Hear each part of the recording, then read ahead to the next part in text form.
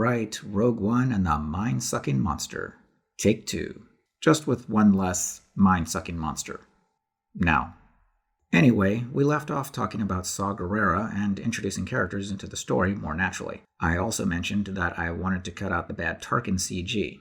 Actually, I would keep one Tarkin scene in the film, and it's this one, simply because it shows the back of his head and nothing else. Since Rogue One is a direct prequel to A New Hope, I feel that teasing Tarkin in Rogue One would connect the two films without messing with the Tarkin character depicted in A New Hope. We don't want Tarkin to appear in Rogue One simply to tug at nostalgia, which is what we generally get in the original cut of the film, seeing as how Tarkin really serves no purpose in the story other than to be one of two people who kicks around Krennic. And that's really something we want to avoid so we don't wreck Krennic as a villain. I mean, since Tarkin has to inform Krennic in two separate scenes of the pilot who is connected to Galen Erso, it makes Krennic appear fully incompetent. We don't want to see Krennic as a whiner who complains about not getting credit for the Death Star and constantly begs to have his name mentioned to the Emperor while not knowing anything that's going on under his non-CG nose. Instead, we want Krennic portrayed as a knowledgeable, strong villain. Without Tarkin in the film, while on Edu, when Krennic is telling Galen and the other scientists that he knows someone has been talking to a pilot, it appears more as information Krennic has discovered for himself, rather than something Tarkin told him about. So Krennic seems much smarter and more of a threat while boasting to Galen. Of course, we have to make a few adjustments to the editing of this scene so as not to deflate any energy and tension that is built up. I'll show you what I mean.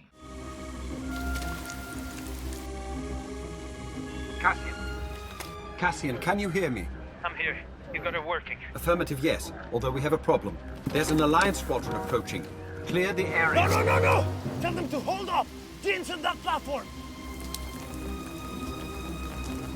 So, you can see how we went from a solid setup with Cassian urging K2 to tell the rebels to hold off, to a pretty calm shot of Jin, then an equally calm Krennic as he begins boasting to Galen, effectively squashing the energy Cassian was pushing out there.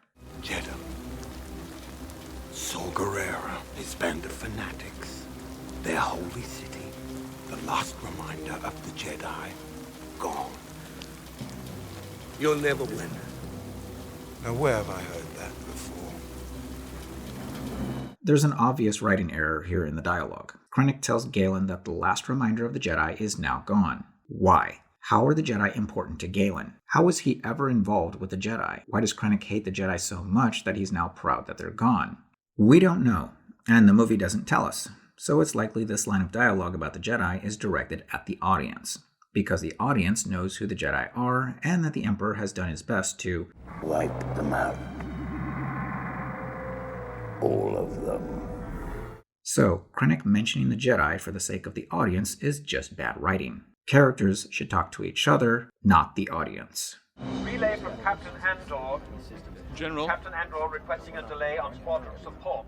Alliance forces on site, please confirm. Get the squadron leader on. Get him on now. They're already engaged, sir.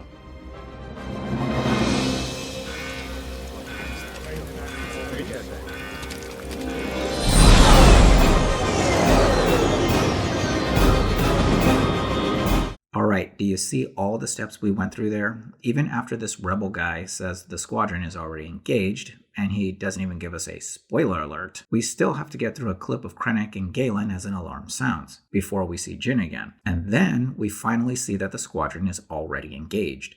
The editing is just really bad here. Let's watch how this scene plays out when we remove the telling in favor of showing and swap a few of those steps in favor of moving directly from Cassian's dialogue straight to the action, so the audience can react to what they're shown rather than being told how to feel about what they will be shown. Jeddah.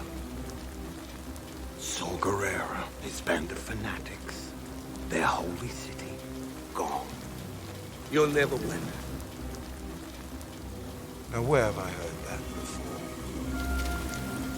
Okay, so we moved the clip of Krennic boasting to Galen to before Cassian gets the call from K2 so that we hang on to that calm moment for a while before we ratchet up the energy and kick into the action. Oh, and we also cut out Krennic mentioning the Jedi. There's just no need for that. Galen knows Saw Guerrera, not the Jedi, as far as this movie is concerned.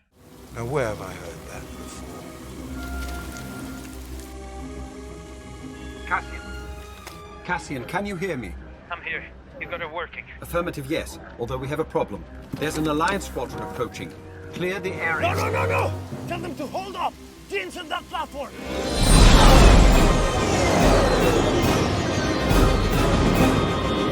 Do you see how showing the squadron already engaged gave us the feeling that it's too late to stop the attack? We're not simply told to feel the tension, then shown the attack as it happens. Instead, we're given a setup. Cassian, can you hear me? I'm here. You got it working. Affirmative, yes. Although we have a problem. There's an Alliance squadron approaching. Clear the area. No, no, no, no! Tell them to hold up! Jeans on that platform! Then we pull the energy of that dialogue exchange right into the action. No, no, no, no! Tell them to hold up! Jeans on that platform!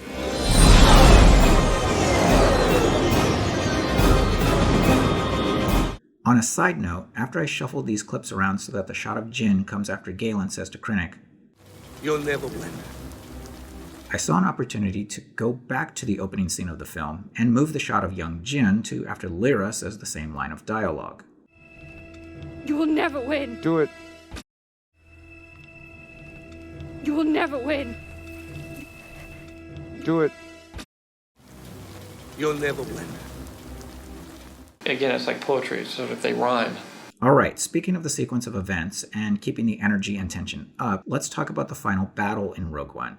Yes, it's really enjoyable. However, it's flawed in its editing. I actually have more than one issue with the sequence of events in the final battle, but for the sake of keeping this video from being a couple of hours long, I'm only going to address one of the issues I have, and it comes when Bodhi must get a message to the Rebel fleet in space. In the theatrical cut of the movie, there's a really clean exchange that occurs between Bodhi and Admiral Raddus. This is Rogue One calling any Alliance ships that can hear me.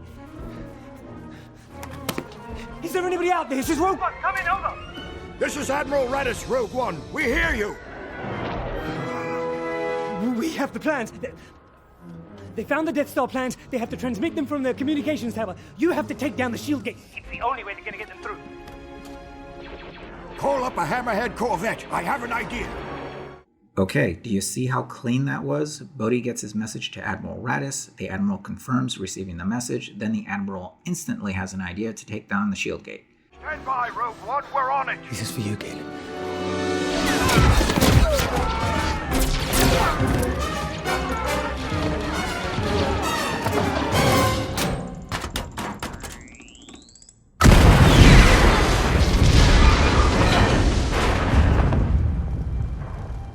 Personally, I would prefer if this scene was cut so that we don't know if the Admiral heard Bodhi before Bodhi is killed by the grenade.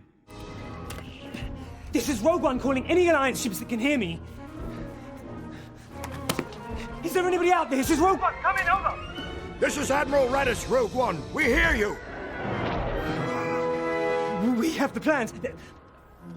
Same as before, now let's see the change. They found the Death Star plans. They have to transmit them from the communications tower. You have to take down the shield gate.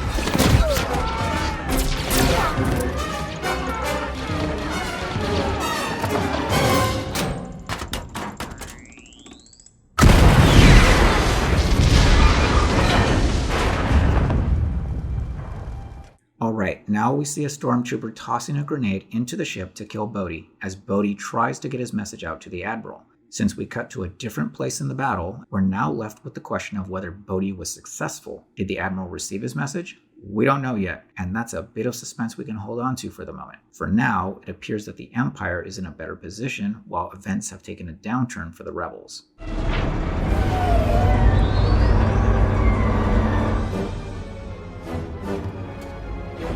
Call up a Hammerhead Corvette. I have an idea. Corvette 5, locked on target.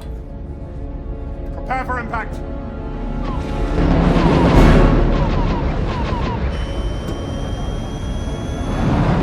There we are. The Admiral did receive Bodhi's message, and he has a new idea to take down the shield gate.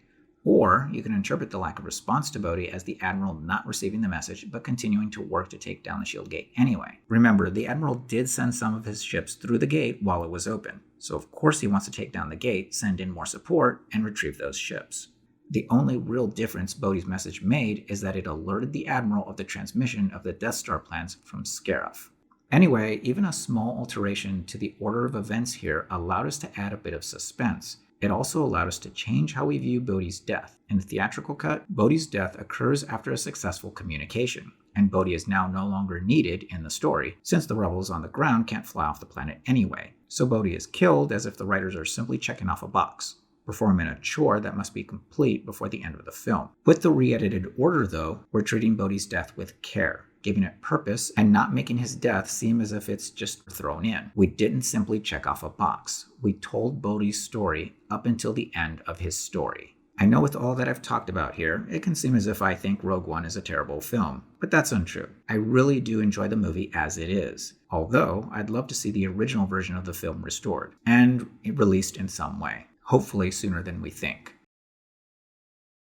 That's all for now. Maybe in the future I'll do a part 3 of this Rogue One series, so I can talk about looking at the information given in a scene and show why the Tarkin and Vader scenes in this film aren't at all needed. For now though, per request, coming next will be a revisit of The Force Awakens. While taking the Mary Sue out of Rey, I took a bit of the clown out of Finn, and I'm going to show more of that. In the meantime... Oh, one more thing. I remember a couple of people telling me how annoyed they were by the scene in which Chirrut repeats, "I'm one with the Force is with me." So let's alter that a bit to remove that dialogue repetition and see how it goes. I'm also going to change the music out for dramatic effect. I'll let you decide which clip you like better. I'm one with the Force is with me. I'm one with the Force is with me. Chirrut! And the Force is with me. I'm one with the Force is with me. I'm one with the Force is with me. I'm one with the Force and the Force is with me. I'm one with the Force and the Force is with me. Chirrut! Come back! I'm with the Force. I'm one with the Force is with me. I'm one with the Force is with me. Chirrut!